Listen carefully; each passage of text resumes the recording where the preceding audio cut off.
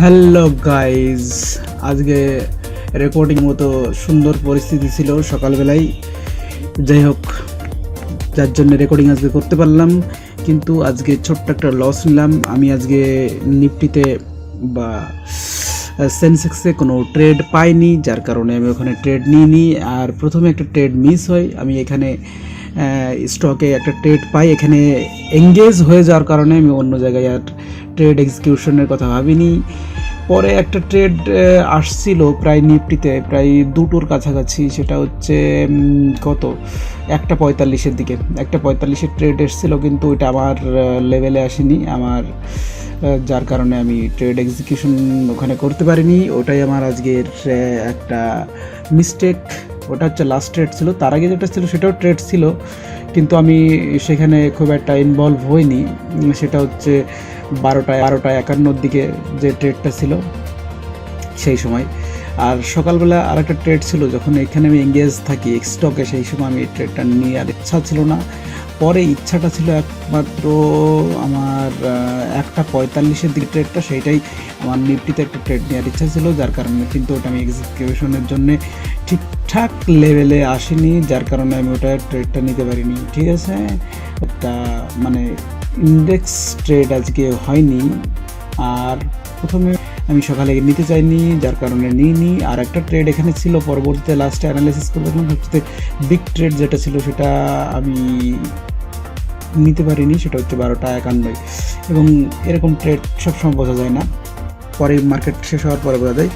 তো যাই হোক, এটা একটা ব্যাপার। আর যাই হোক, এখন তোমরা যে ট্রেডটা দেখতে পাচ্ছ সেই ট্রেডটা হচ্ছে আমার স্টকের ট্রেড। আমি চলাকালীন আমি স্ক্রিন রেকর্ডিং করি নাই মোবাইল, আর এখানে আমার লাইভ স্ক্রিন রেকর্ডিং চলছিল, সেটা তোমরা দেখতে পাচ্ছ। এখানে আমার একটা 400-এর উপর একটা প্রফিট ছিল, 400-এর উপর একটা প্রফিট গেছিলো, কিন্তু দুঃখিত, আমি ট্রেডখানে আমার একটা লেভেল ছিল, আমি পরবর্তীতে আমি যখন ট্রেড চলছিল একদম ওখানে দেখো চলাকালীনই আমি ট্রেডটা আমি ওখানে মার্ক করে দিই যে এইখানে আমার একটা ফার্স্ট লেভেল, আমি ওখানে বুঝতে পারি যে এটা একটা ফার্স্ট লেভেল। ঠিক আছে, 0.5-এর লেভেল চলে আসছে। ঠিক আছে, কিন্তু আমি তারপরেও ইন্টারেস্টেড হই না, কারণ এখানে আমি আজকে গ্যাপ আপ ওপেন হওয়ার কারণেও আমি এখানে ভাবি যে এখান থেকে মার্কেট পুনরায় আবার পড়বে। ওখানে যাওয়ার পরে ওখানে ট্রিপল টপ মতো বানাচ্ছিল, সেখান থেকে হয়তো নিচে পড়বে, সেই জন্য আমি হোল্ড করলাম। কিন্তু পার্ট অফ ট্রেড, যার কারণে আমার ওখানে এসএল হান্ট হয়ে যায় এবং আমি আজকের ট্রেড এখানে ক্লোজ করে দিই। এটাই হচ্ছে আজকের ট্রেড সামারি গাইজ। ঠিক আছে, এইভাবেই ডিসিপ্লিনের সাথে ট্রেড করতে হবে, এবং আজকের পর থেকে সব কিছু কন্টিনিউ হবে, সব কিছু কন্টিনিউ করার চেষ্টা করবো গাইজ। আজকে থেকে সব কিছু কন্টিনিউ করার চেষ্টা করব। সব মিলিয়ে আমি আজকের এটা হচ্ছে আমার একটাই ট্রেড। আর ট্রেডটা দেখো আমি কোথায় এন্ট্রি নিয়েছিলাম, সেলটা কোথায় করেছিলাম সেটা দেখো। আর তারপর আমি যখন ওখানে ফার্স্ট টার্গেট দিই, সেটাও কিন্তু এমনি দিয়েছিলাম, ওটা আমার ফার্স্ট টার্গেট লেভেল। যখন আমি হোয়াইট লাইনটা দিলাম এবং ফাইনাল টার্গেট এখানে ছিল, আমার মোটামুটি এরকম একটা টার্গেট ছিল, খুব কম কোয়ান্টিটিতে কাজ করেছি। কিছুদিন যাওয়ার পরেই মোটামুটি আমি এই কোয়ান্টিটিটাও বাড়াবো। সব মিলিয়ে আজকে এই পর্যন্তই গাইজ। আর কী বলার আছে, আর তেমন কিছুই বলার নেই। হ্যাঁ, চলো একটু নিফটিতে আমরা একটু দেখে নিই গাইজ। তাহলে নিফটির যে কথাটা বলছিলাম সেটা হচ্ছে আমার প্রথম যে ট্রেডটা ছিল সকালবেলায়, সেটা হচ্ছে আমার এইখানে একটা ট্রেড ছিল, কিন্তু আমি এই ট্রেডটা নিতে পারিনি। ইন্টারেস্টেড খুব একটা ছিলাম না, কিন্তু এখানে একটা ট্রেড ছিল, আমি তারপরেও বুঝেও ট্রেডটা আমি এখানে নিয়ে নিই। এখানে আমি জাস্ট এখানে একটা অপশানের চার্ট দেখাচ্ছি।